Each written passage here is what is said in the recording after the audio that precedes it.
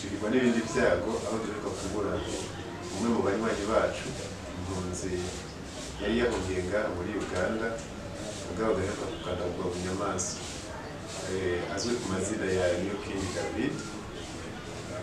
Akamo rero nogira notera impunzi bene wacu nuko wo kwicungira. Nibyo turi mu gihugu cy'umutekano, turi mu gihugu gifise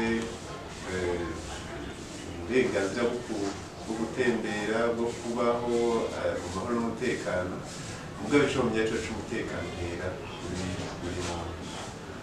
Nobasaba yuko bo nyene bobanza bakicungera umutekano, hanyuma umutekano wa Uganda nawo udasubira kuja mu nyuma, kuko bobo baraba igihugu cose mugabo bashobora kuza kuraba ku muntu umwe wese.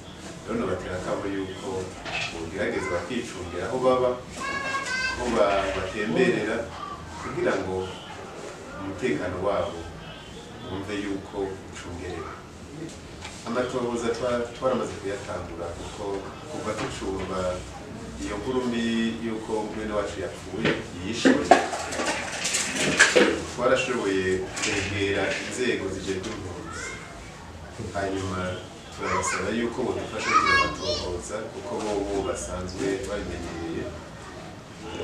Ibiro bijejwe impunzi arivyo OPM ngaha muri Uganda hamwe n'inzego z'umutekano, ejo twatangura amatohoza turaca ahantu hose umulisi yahora akunda gutembera aje guteramira,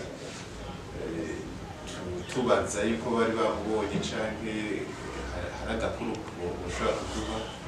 Ubu turabandanya, hari ibimenyetso bimwe bimwe byo nokwita ko ari inkuru y'ibanze canke y'intango tumaze kuronka, tukaba turiko turabandanya dutohoza ku buryo ayandi makuru yo kongera